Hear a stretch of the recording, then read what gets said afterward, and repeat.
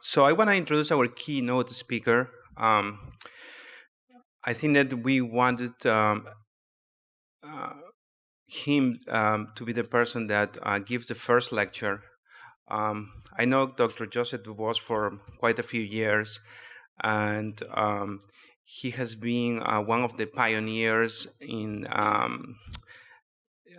would say, developing and teaching and discussing the use of the REBOA catheter, which is the Resuscitative Endovascular Balloon Occlusion of the Aorta catheter that there's so many papers going on right now, so many people talking about the catheter, so many courses that are being offered, even one by the American College of Surgeons. But I thought that he was the best person to give this lecture and teach us a little bit about this new technology. I mean, I'm very grateful that he's here. I know that he is a very busy trauma and vascular surgeon. And Joe, thank you very much for being here. He's an associate professor of surgery with the Uniformed Services University, and at the present time is director of the United States Air Force Center for the Sustainment of Trauma and Readiness Skills at the University of Maryland Adams Cowley Shock Trauma Center. He attended the University of Virginia Medical School, where he additionally completed his general surgery residency. He has completed fellowships in trauma and surgical critical care at the University of Southern California, and then a vascular surgery fellowship at the University of Texas, Houston. He has over 180 published peer-reviewed publications, and he's an active duty military surgeon with the United States Air Force. Dr. Dubose has deployed 5 times as a trauma surgeon to combat theaters. His primary interest areas include vascular trauma management and outcomes, aortic injury, and endovascular resuscitation approaches. Please join me to welcome Dr. Joseph Dubose, please.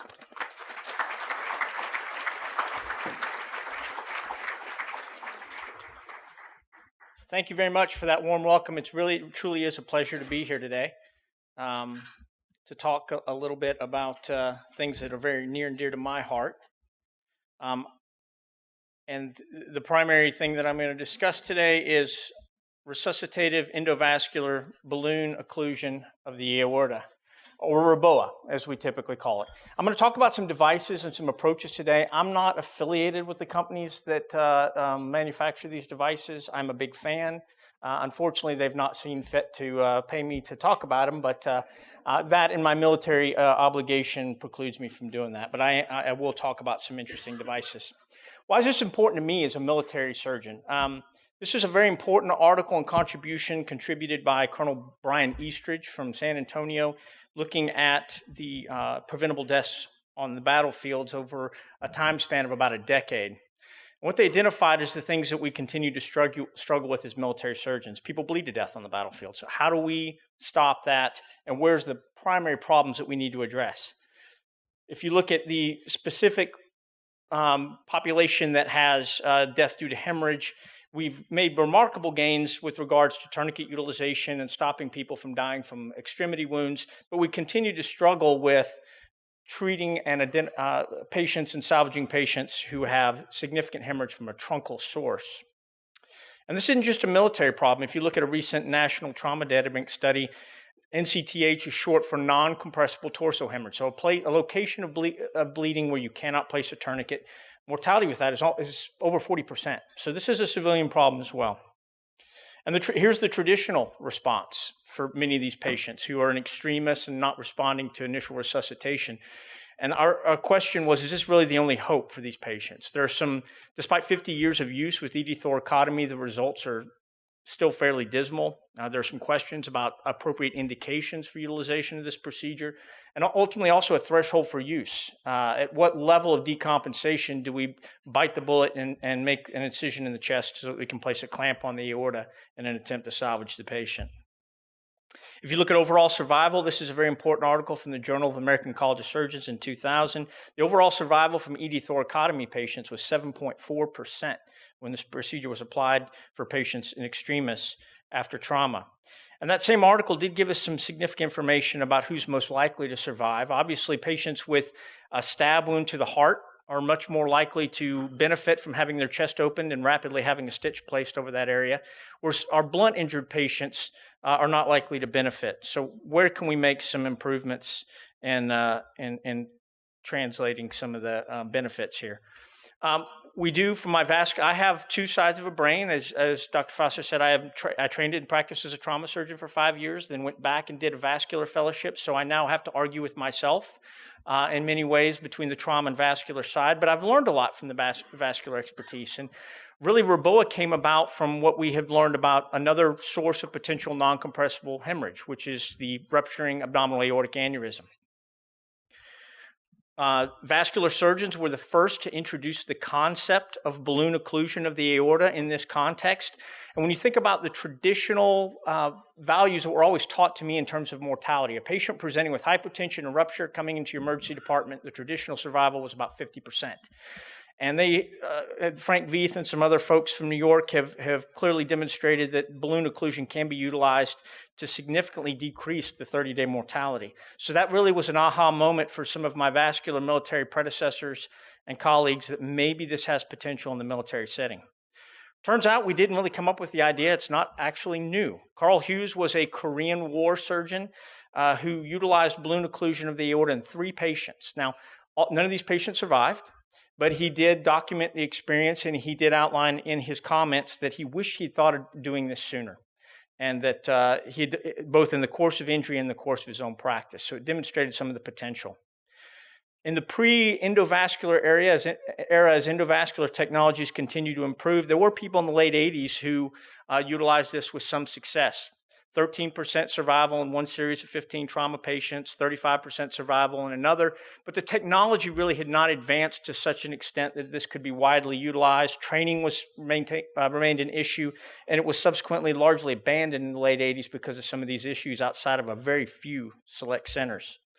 But in the subsequent decades, translational research really came to bear that this was something that we should examine. And so built upon that foundation, a technique was developed by Adam Stannard and Todd Rasmussen, both a UK and an American military surgeon, for the practical application of balloon occlusion of the aorta following significant trauma. We'll go through the steps on this, but that algorithm on the left is largely the one that is used today at the high-volume centers that utilize REBOA as part of their active practice. And it's essentially gives us some guidance for utilization of REBOA in patients who are non-responders to resuscitation or partial responders, so that we can extend their life long enough to get them to the operating room or interventional radiology for definitive control of their bleeding sources. And some of the initial clinical experiences based upon that foundational translational research and some of the outlined protocols that were put forth really began at the University of Maryland and the University of Texas at Houston. This was really the first clinical series in the modern era that was reported. Megan Brenner and Laura Moore and others at those 2 institutions published a case of 6 patients with 3 of the patients undergoing balloon occlusion at zone 1 of the aorta, which is the descending thoracic aorta. So if I occlude at that level, I can control all bleeding below the diaphragm. 3 of the patients underwent zone 3 occlusion, which is immediately above the bifurcation of the aorta. So that's primarily for the control of pelvic hemorrhage. And you can see here that they did get a mean increase in the systolic blood pressure that was pretty pronounced. They had mean occlusion times for 18 minutes. And most importantly, in this initial experience, because they had trained and prepared well, there were no REBOA complications and impressively no hemorrhage-related mortality in a group of 6 patients that statistically should have not survived in many instances. We'll go through a couple of example cases here so you guys can see kind of how this works. I know many of you are maybe perhaps not familiar with REBOA, and we'll go through the steps.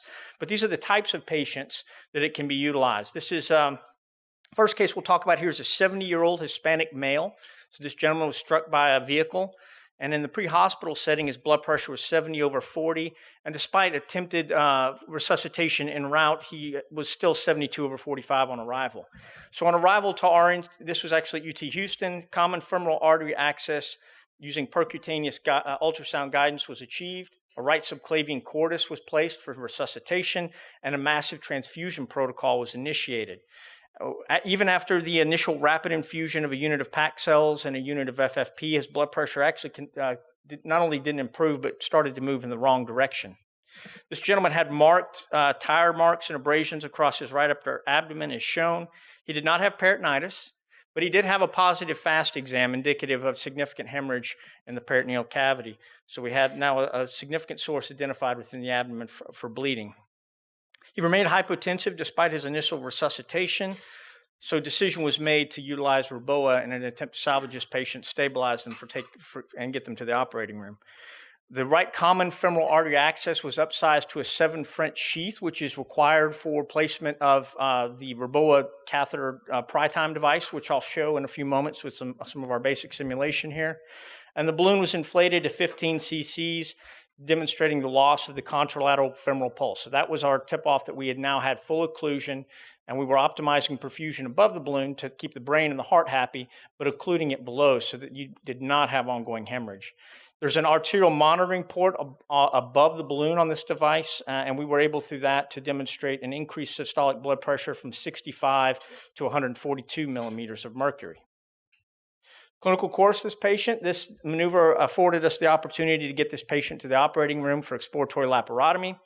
He had a grade 4 liver injury. We applied a Pringle and controlled that manually. The balloon was deflated within the first 5 minutes of the operative case, and he underwent an initial damage control abdominal closure after packing. His abdomen was subsequently closed on post-op day 2 when he was re-explored, and ultimately he was extubated on post-op day 3, discharged on post-op day 7, and was seen on our clinic on day 16 with no complaints. So this is a pretty dramatic response. Certainly not all cases are going to be this dramatic, but this was definitely a dramatic response to utilization. This next case is actually mine from University of California, Davis, when I was there. This was an interesting gentleman. He's a 54-year-old male, actually a prisoner, who underwent a stab wound to the left back with a prison shank and complained of some back pain en route. The medics delivering him from the prison facility had established an 18-gauge peripheral IV, and on arrival to us, his heart rate was 110 and his systolic blood pressure 102. So he presents to us, and we can clearly identify a stab wound to the left upper back. He's got no peritonitis. His FAST is somewhat equivocal. We cannot adequately see the left upper quadrant, which raised an index of suspicion for possible renal or retroperitoneal injury in this patient, which, as we'll find, proved to be the case. But he had a chest x-ray with no hemothorax and no pneumothorax, and his blood pressure remained with the systolic in the low 100s, but he was stable. So we subsequently sent him to CT scan to better evaluate what we're going to be up against and what the optimal course of therapy should be.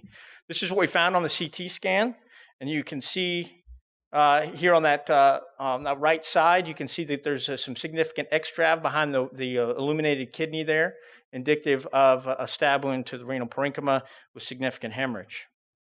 So this is a gentleman who needs to go to the operating room. He's got active extravasation from that kidney. And our plan was to take him there, so we took him for an exploratory laparotomy. Now he suddenly started developing a little more brisk requirement for products after CT scan. So we needed 3 units of packed blood cells with ongoing transfusion. And after we moved him to the operative table, suddenly he bottoms out to his systolic blood pressure.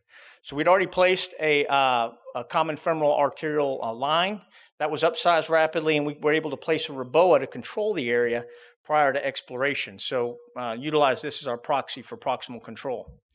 The access was obtained using ultrasound, and the ER REBOA was placed in zone 1. So again, in the descending thoracic aorta above the source of bleeding so that we control this. With the balloon inflation, his blood pressure immediately increased to the 120s, and we were able to mobilize that left kidney during REBOA inflation and get hilum control. He did have a grade 4 injury that required and necessitated a nephrectomy. Our total balloon inflation time was essentially 14 minutes. So we just essentially utilized the balloon here for proximal control so that when we got into the retroperitoneal hematoma to get more direct vascular control of the renal hilum, we didn't have unnecessary blood loss.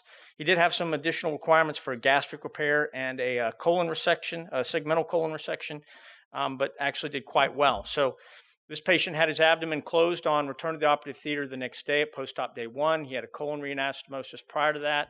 He was extubated on day 2 and ultimately discharged to home, which was the county jail, on post-op day 8. So again, did very well, but you can see here REBOA used in slightly different circumstance than the previous case.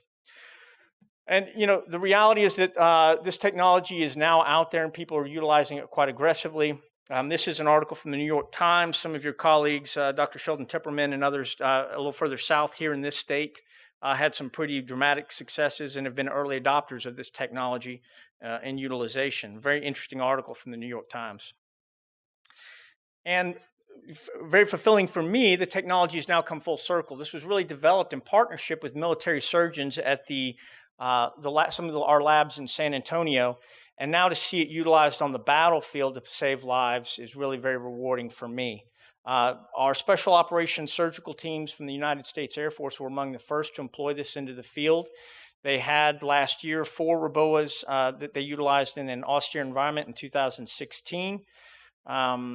3 Zone 1s and 1 Zone 3. Importantly here, these were performed by very small, well-trained surgical teams, but 2 of them were placed by the general surgeon and 2 of them placed by an emergency medicine physician in partnership. Both had received adequate training through the American College of Surgeons BEST course, which I'll talk about in a moment, and all survived to be transferred to local regional facilities with no complications. So that's very rewarding. They're now up to approximately 18 utilizations in theaters of conflict that many of you will see in the news.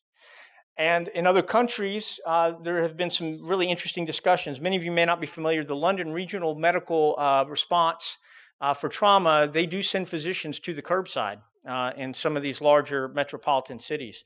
And they have utilized REBOA on the curbside to salvage certain patients with much publicized success. But the real need here is we can talk all day long about individual success stories and caveats, but we really need to collect subsequent data so that we can be smart about how we utilize this and study our complications, mitigate the risks to avoid them, and identify the perfect patient for utilization for REBOA. One of the ways that we've sought to do this is through the establishment of the American Association for the Surgery of Trauma's Aortic Occlusion for Resuscitation and Trauma and Acute Care Surgery, or the Aorta Registry. Everything's got to be an eponym in trauma, right, if you're going to do a study. So it's the Aorta Registry. This registry is designed to capture patients over at least 18 years of age, and we capture demographics, we capture injury patterns, we capture the timing of utilization, resuscitation requirements, and subsequent outcomes so that we can better identify the optimal utilization of REBOA in the civilian setting. We started this registry in November 2013. As of 2017, we have now 16 centers, adding new centers every month. That number is now actually 270 patients that we have that are REBOA patients. And over 30 months, we've seen a 15 times increase in enrollment and a 5 times increase in institutional enrollment, which are all indicative of increasingly wide utilization of REBOA as a tool for trauma care. When you look at our initial report that we presented in 2015, we looked at 8 centers, 114 patients. At that point in time, we had only 46 REBOAs and 68 resuscitative thoracotomies to compare, but this was presented as a feasibility report to show that we could capture this data and provide meaningful comparisons and meaningful data that could then be utilized to dictate care. We examined all the REBOAs and the resuscitative thoracotomies across a broad spectrum of trauma patients with that small number, and we found that there was no difference in survival or time to aortic occlusion or discharge GCS, that the complications were effectively the same, albeit different. REBOA has different sets of complications in resuscitative thoracotomy. And there was an equivalency. So at least we had shown that in the very initial experience, REBOA was equivalent to ED thoracotomy, yet sparing the large thoracic incisions and some of the complications that can come with that. As that registry then continued to grow, most recently in September, we presented some of the more expanded experience. And this allowed us to look, because we now had larger numbers, to look at a more defined population of patients undergoing aortic occlusion. Specifically, we looked only at those patients who got zone 1 occlusion. So the descending thoracic aorta is where we put the clamp for the ED thoracotomy, and it should also be where we put the balloon to control any hemorrhage below the balloon, whether that be in the abdomen or the pelvis in the initial phases after injury. And we excluded any patient who might have a penetrating injury. If I have an injury above where I'm going to put the balloon, if I have a hole in an artery and I put a balloon below it, I'm only going to make the blood come out the hole faster. So it's wise at this point in time to kind of exclude those patients with penetrating thoracic injuries. And we wanted to focus on utilization in the emergent setting after arrival in the emergency department. This tool, as I've already shown through one of the cases, can be used in the operating room. It can be used in a variety of different settings if you have the skill set. But we wanted to see what was the true impact in the emergency department. And we excluded also any patients who didn't have complete survival or outcome data. So what did we find? We now had 285 patients. Resuscitative thoracotomy was conducted in 70%, and REBOA now increasing in utilization almost 30%. There's also been a significant shift. Some of the older technologies we utilized were very large sheaths that we had to utilize for access, on the order of 12 to 14 French. And this can be very damaging to the artery and certainly occlusive to the artery.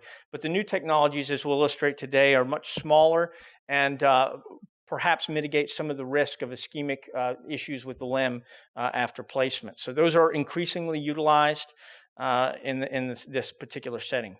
When you look at overall at this kind of defined subset of patients, survival beyond the emergency department, REBOA patients actually were more likely to survive beyond the ED. They were also more likely to survive to discharge. But this really doesn't tell the whole story. So when we focus down on the literature, we really found that the prognostic value of CPR need prior to aortic occlusion, either pre-hospital CPR or they come through the doors, you're either before you do the ED thoracotomy or before you do the REBOA, they start to need cardiopulmonary resuscitation with closed chest compressions. This really ended up being a very important point which delineated the value of REBOA.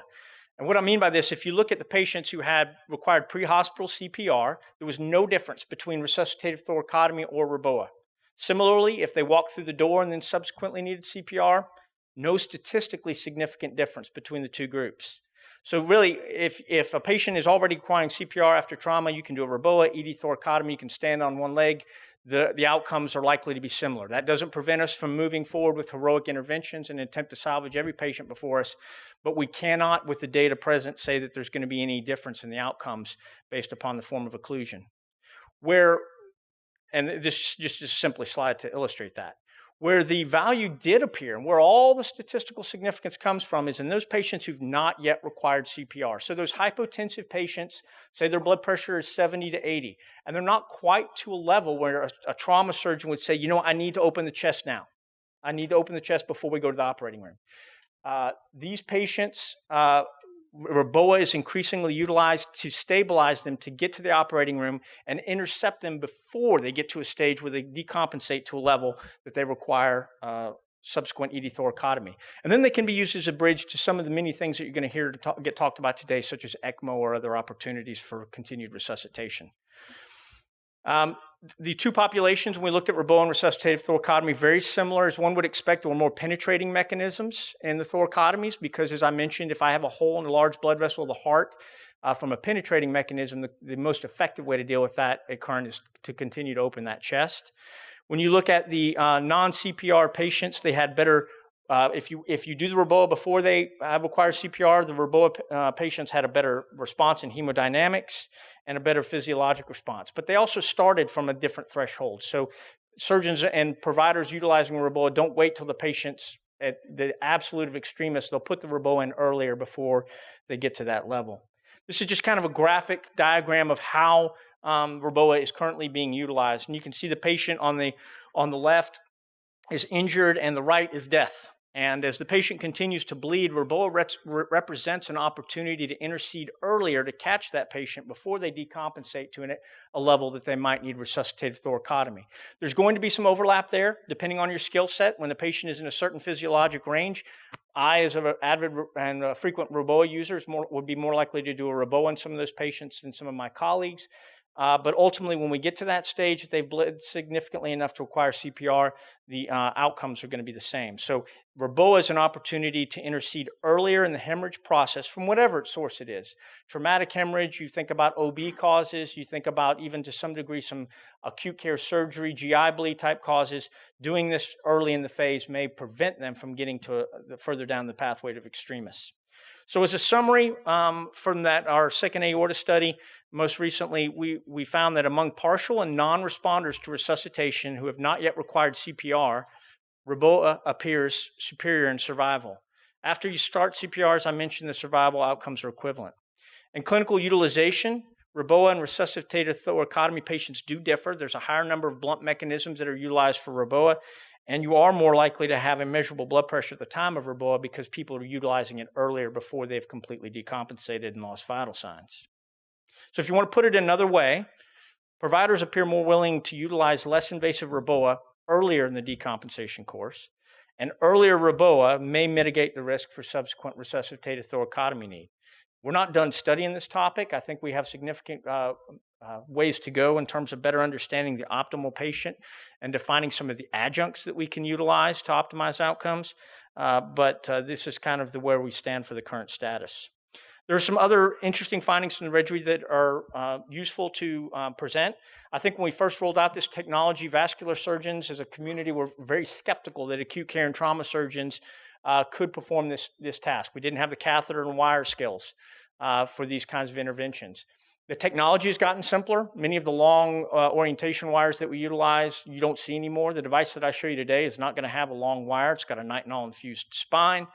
But I think the key thing is the acute care and trauma surgeons have really taken ownership of providing themselves adequate training with vascular expertise, and they're overwhelmingly are the individuals who are there present at the bedside when these patients come through the door so that they can provide this type of intervention. The technology also is continuing to change from those larger sheaths to the smaller sheaths, which I'll show you today, which mitigates some of the significant risks that can be associated with distal limb ischemia and other complications, including arterial injury. Access remains a big issue and a big piece of this. If you look at the Aorta Registry, approximately 50% of all patients required an open cut down for access because the patient had decompensated to such an extent that they didn't have a pulse that could be utilized. Anatomic landmarks, if you've ever seen someone struggle to get an A-line when someone is undergoing CPR and this other setting, it can be problematic. I think the thing that we have learned is that if you intercede earlier, and for those patients that you think may need REBOA, you place a monitoring arterial line that can then be upsized, it will be of significant value in mitigating the risk for that open cut down. But it does represent something that trauma surgeons don't do very often, open cut downs. I did not do many in 5 years of trauma practice until I was a vascular surgeon and had to do them kind of emergently for some of our aortic issues and situations. But that is a reality that we need to train to. Imaging utilization. So ideally, you'd love to do this in a hybrid suite with a C-arm and all of these factors. But the reality is that many of those things are not present in the emergency department. I'll go through some of the technological advances that permit us to place these adequately with basic imaging, including a chest x-ray that we do have available in the trauma receiving area. But in many instances, external landmarks, we now have enough data based upon anatomical studies that anatomic landmarks can and have been effectively utilized alone for placement in the very emergent setting. This is a very different population than your typical atherosclerotic older vasculopath. In the young patient, you simply have a little more margin for a safe placement than you might in that patient population. There are complications from REBOA among survivors, just as there are with ED thoracotomy. When you look at the most common, the procedural complications include balloon migration. So as you have return of the pulse above the balloon, which means the balloon's doing its job, perfusing the brain, perfusing the heart, it will pulse the balloon down. So you have to be cognizant of that and have some way to maintain that balloon's position, either manually or through some of the external fixation devices, which we'll talk about. And there's some post-procedural complications. I encourage everyone who's utilizing REBOA to partner very closely with their vascular surgeons because, if a vascular surgeon places a sheath in these patients, when they come to the ICU, most of them are still on heparin drip or coming down off a heparin drip. We do exactly the opposite in trauma. I'm giving a patient TXA, FFP, and platelets. To expect that they would not have a higher risk of distal embolism when you access their artery is really kind of foolhardy. So I think that you have to be cognizant of the fact that distal embolism will occur, and you need to have a partner that's understanding of that situation and willing to support. Amputation is exceedingly rare. We have only one patient in the entire registry at present that has occurred. That occurred not from REBOA placement, but from sheath mismanagement. And I think many of us have probably seen that. The ICU nurses and the nurses and the floor, all the providers in the room can probably attest to the fact that if you don't monitor sheath and get it out as soon as you can, or have adequate prophylaxis against subsequent thrombosis, you're going to have problems. So you need to have a sheath management policy to utilize this stuff effectively. Who should be doing REBOA? As I mentioned, the vascular providers and IR providers certainly have the endovascular skill sets, but unfortunately, they're not at bedside when the trauma patient arrives in extremis and needs this intervention. Acute care surgeons have demonstrated that they have the capability with the technology with appropriate training, and that training is paramount to success. Along these lines, several of us who are dual board certified developed the American College of Surgeons Basic Endovascular Skills for Trauma course. This is a one-day course that incorporates a more extended discussion of REBOA utilization and judgment that should be utilized, as well as hands-on familiarization with the technique and some cadaver-based approaches to facilitate a little additional experience with open cut down. So this is a very valuable course. We encourage all providers who are going to be doing this, who are surgeons and ER docs, to be involved.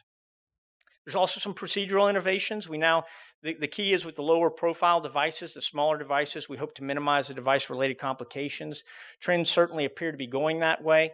We hope to have more data that we can publish and present to that effect in the coming year. There's also some additional monitoring capabilities. The current PriTime device has a port above the A-line, so it can be utilized not only for therapeutics, but also for monitoring. This is the device, the REBOA ER catheter made by PriTime. It is now FDA approved for fluoroscopy-free placement, so you do not need imaging to place this. It's 7 French technology. It has the distal arterial monitoring port distal to the balloon. There's no guide wire associated with this and no exchanges. The actual spine of the device has a nitinol infused, so when you get your hands on it, you can see it's not as floppy as the older Coda balloons for some of those of you that may be familiar with that. So it's really designed for this application, for this subset of providers to place the device. And we also have developed some kind of next generation approaches with regards to utilization. Anytime that you're going to occlude the aorta, when you come down off that occlusion, you're going to have ischemic washout and you're going to have reperfusion injury to have to deal with. We do have some novel approaches that we have utilized successfully in an attempt to mitigate some of this risk. We don't know how long exactly the balloon can be up without sustaining irreversible ischemic injury. Typically 30 minutes at zone 1 is espoused as kind of the threshold of ideal, and certainly beyond an hour is going to be problematic depending upon the patient's condition. So can we use other approaches? And partial REBOA is one answer to that. And the way this works is you can all see here the balloon, above the balloon, the ideal would be to have normal tension, to have adequate perfusion to the brain and the heart. Below the balloon, we can tolerate a bit of hypotensive resuscitation, a well-known concept in the trauma world, so that we have some flow and don't have all this ischemic burden building up, but we don't completely have normal tension with continuing exsanguination. The way this works is I personally do 10 minutes of total occlusion. That allows resuscitation to get started, access to be obtained, and it allows some clot to form distally. So if we have bleeding below the balloon, some clot can adequately form. And then very slow reintroduction in minute amounts, half a cc, a quarter of a cc, until you have some restoration of flow below the balloon indicated by either pulse exam or, more importantly, if you can use the side port of that sheath to assess that, that's most likely to be beneficial. And then that's your starting point for subsequent ongoing resuscitation. I think, and utilization. I think the key here is that anytime a REBOA is placed, it's not the time to high five and say we saved the patient. That patient needs to be going somewhere expeditiously, to the operating room, to the interventional suite, somewhere where the definitive control can be achieved. This is just an example of kind of the metabolic burden that can occur. The gray here is with complete occlusion. You can see the lactate levels start to steadily climb.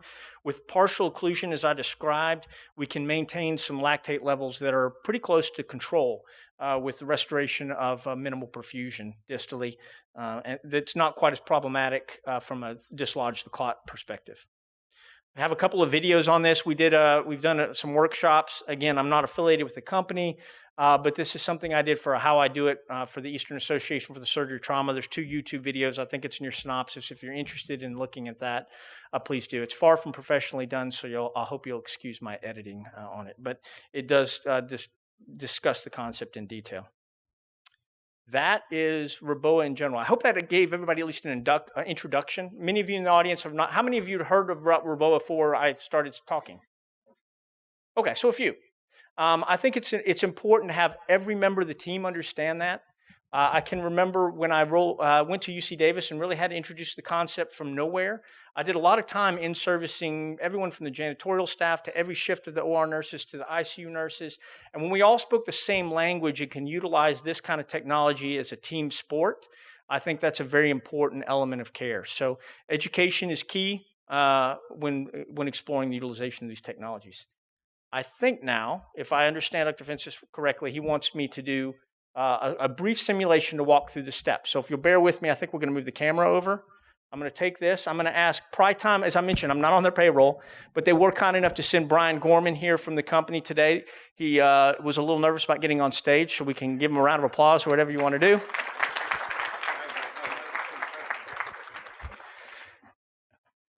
Okay, so what we have here, and I think we'll give them a few moments, this is essentially a simulator. We're not going to simulate access. We don't have an ultrasound up here this morning, but I really do want to emphasize access is paramount to success. It's the most challenging part when the patient is pulseless or an extremis. So getting that access early, I have now, as I've adopted this technology, gone to really getting at least a monitoring femoral arterial line, and just about any patient even looks fishy, either based upon mechanism or hemodynamics on presentation. That monitoring line is very small, but it can be upsized rapidly for access if we decide to utilize REBOA, and it can be just as easily removed and held pressure with minimal complications.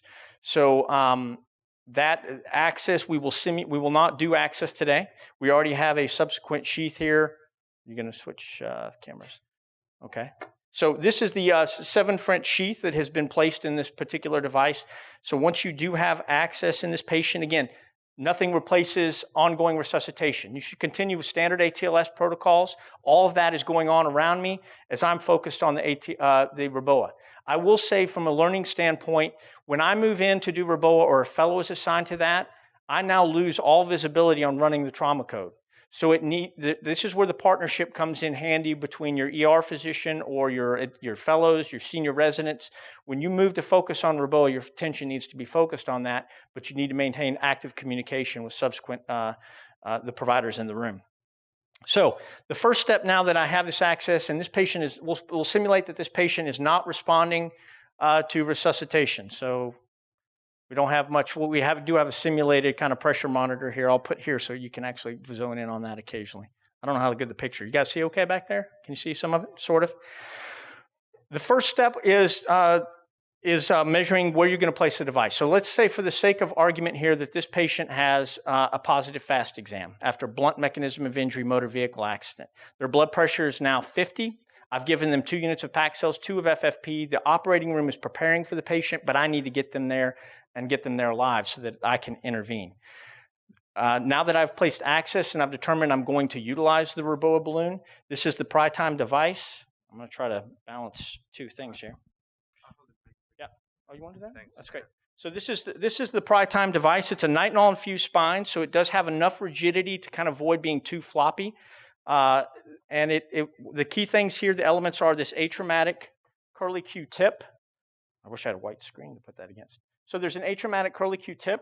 The balloon is here. You don't necessarily have to test the balloon when you're putting it up, but this is what the balloon will look like inside the aorta. Okay? And it has external markings on the outside of the catheter, which is really an improvement from the old Coda devices where they didn't have markings, but there's centimeter markings on the catheter itself, white centimeter markings that I can utilize. So if we're utilizing external markings to subsequently place this REBOA, for a zone 1, I want to place that curly Q-tip right at the sternal notch. That should place the balloon within zone 1 distal to the subclavian artery. If we're going to place it in zone 3, I want that just above the umbilicus, which serves as a nice marker for where the aorta bifurcates. If I'm going to put it for pelvis, I'll put it down lower. But we'll simulate here zone 1. So I'm going to measure externally on the patient to the level of the sheath. And for this particular patient, it's going to be fairly standard here and within a range, but I'm noting 46 centimeters to subsequent placement.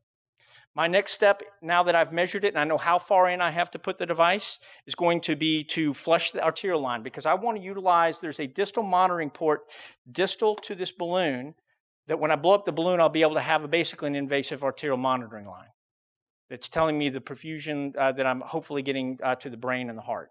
So we want to flush that before placement. Bring this down. There's a peel away sheath. It is peel away. I don't typically peel it away. I just pull it back because I find that it may be useful if you have to take the balloon out or it comes out and you have to put it back in. But now I'll advance this over the curly Q-tip. Okay, I'll engage this to the first part of the sheath, and I will advance it, start to advance it. If you meet resistance, stop. It's like a central line or anything else. If you meet resistance, there may be an issue, and you stop. But in this particular instance, I see no resistance in this young trauma patient, and I'm going to continue to advance this to 46, which is exactly what I measured. And if you want to bring in here, what you can see now is that the balloon is firmly within zone 1. I don't know. Let's see. And I'll blow this up. So now I'm going to blow this up. And the key element here is that this is a compliant balloon. So it does decrease the potential risk for significant aortic injury, but you have to have tactile sense here, and you have to be able to stop at the first kind of initial impact of resistance. Ideally, what you would see is just as we've seen here. I'm going to bring the balloon down one more time so we can see it here. So this is your arterial monitoring port above the balloon. So I'm going to come all the way down again so we can see this very effectively. But if you have this, you can see the blood pressure right now is 92/45 in this particular patient. Let's pretend it's lower because I probably wouldn't place it for that blood pressure. But I'm going to come up with the balloon until I reach full occlusion. And you can see the nice increase in the blood pressure. Then I'll stop the stop valve, and I hope everybody can see in there. We don't have great light. I'll turn it this way. Everybody can see that balloon? So that's now balloon occlusion. Now, the balloon will migrate if you have blood pressure above that. So I would advocate either assigning your friendly neighborhood medical student or resident to hold the balloon in place and monitor the balloon. If it slides back past that 46 centimeters, you would completely deflate, re-advance to 46, and completely reinflate. Or you can utilize, as many of you have seen these little these little devices that you can use for the triple lumen catheters. I'll sew that to the skin, and that'll keep it in place. Now, hey, you can give one high five, but you better be going somewhere. So you go to the operating room, you go to the interventional suite, because that balloon is up and the clock has now started. So I get into the abdomen. I deal with the control of what I need to control. The hemorrhage is now ceased. I'm going to ultimately bring the balloon down. Now, as I mentioned with partial occlusion, because I'm focused on this and we move forward at 10 minutes, I would start to bring the balloon down ever so slowly. So I would come down just a little bit. And this side port of this catheter, by that time, I hopefully would also have hooked to an arterial line, so that when I get the first blip of a blood pressure below the balloon, now I know I've got some evidence of perfusion, and I stop. And then I'm going to slowly come down from there at regular intervals, a half cc every 5 minutes, in close communication with the anesthesiologist, whoever's running the resuscitation. And ultimately, when the balloon is completely down and completely out, so we'll simulate. We'll fast forward here a little bit. We'll simulate the balloon. The sheath stays in. The balloon simply comes out. The balloon is now done, and you can deal with the subsequent sheath. So we now have a patient that has been salvaged with REBOA. That's the basic crux of it. There's obviously some kind of higher order steps and thought processes in particular that go into that, but that's kind of a basic familiarization, I hope, for everyone in the audience. Questions, comments, concerns? Thanks, Francis. Yes, ma'am.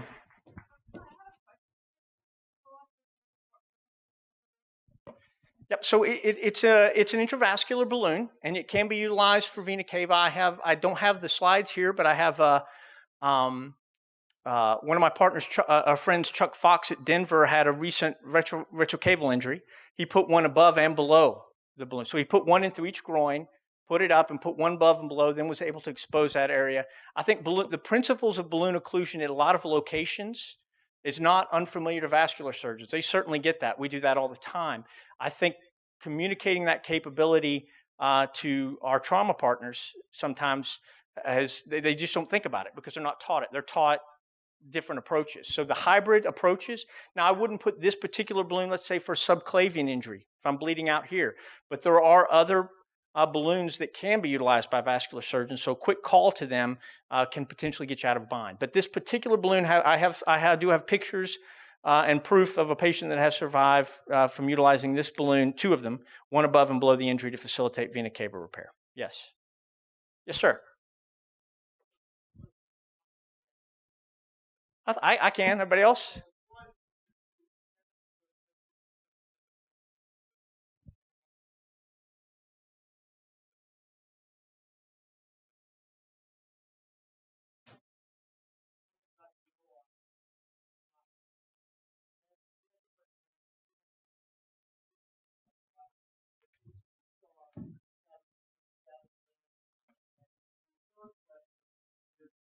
Is anybody trying to speak past a rupture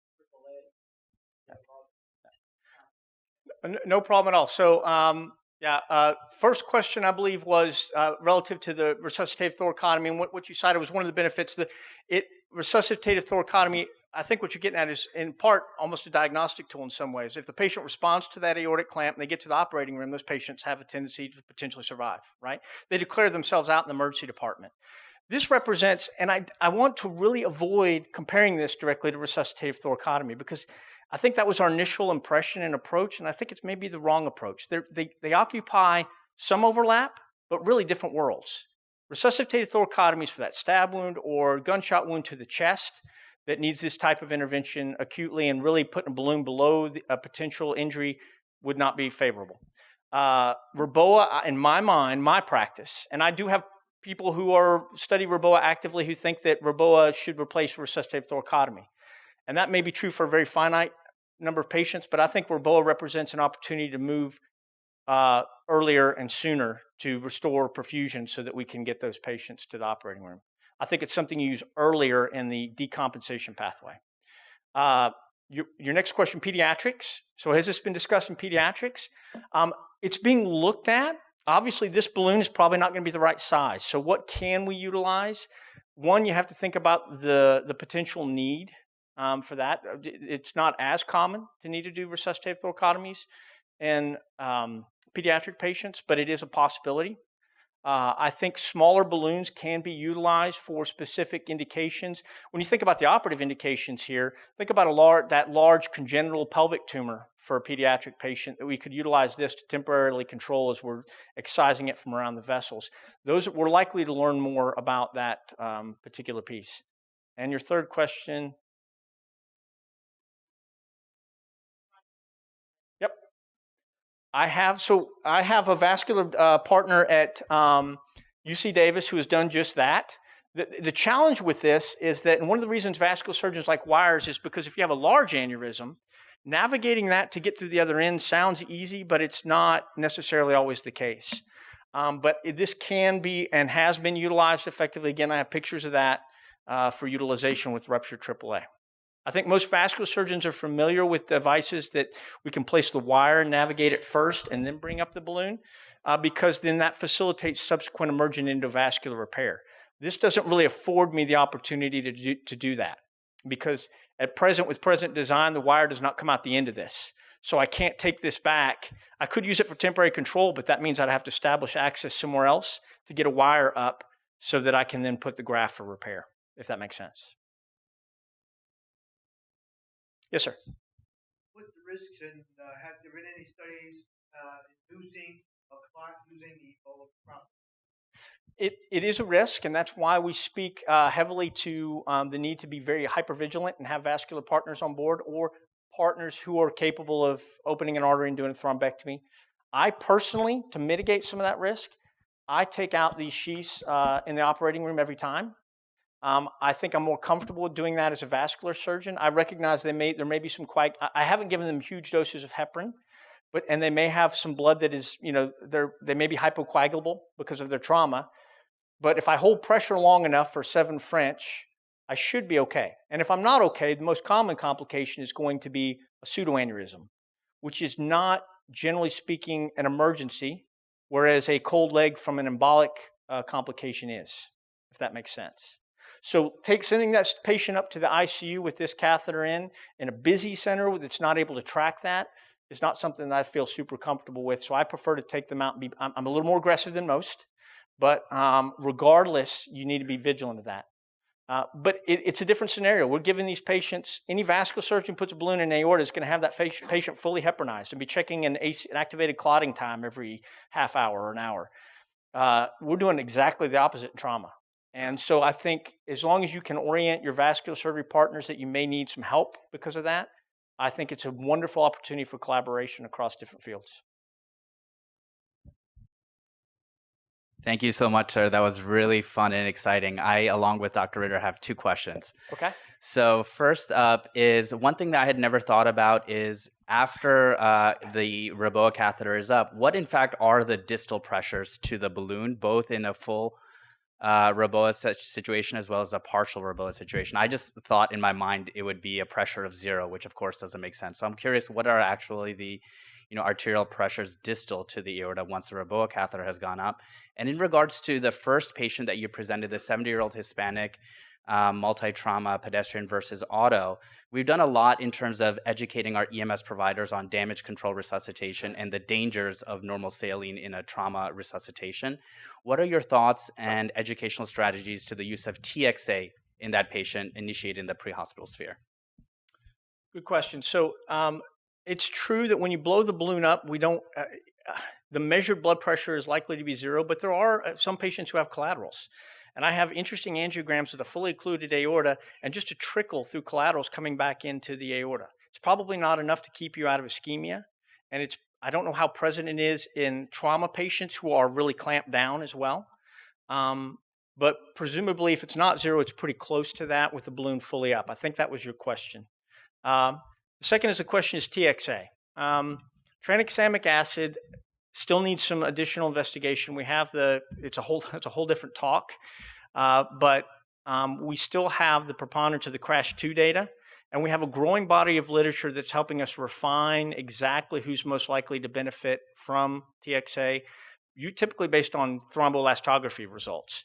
In the absence of that, and based upon the CRASH-2 data, I advocate and continue to use TXA in the setting of a massive transfusion protocol. I don't use it outside of that setting, but I think the military data and my interpretation of the CRASH-2 results and the civilian burden of data that we have thus far supports that. That may change with time and technology changes, but I do think that TXA, as early after injury, particularly before those 3 hours, right, from the CRASH-2 study, should still be strongly considered. Okay. Thank you.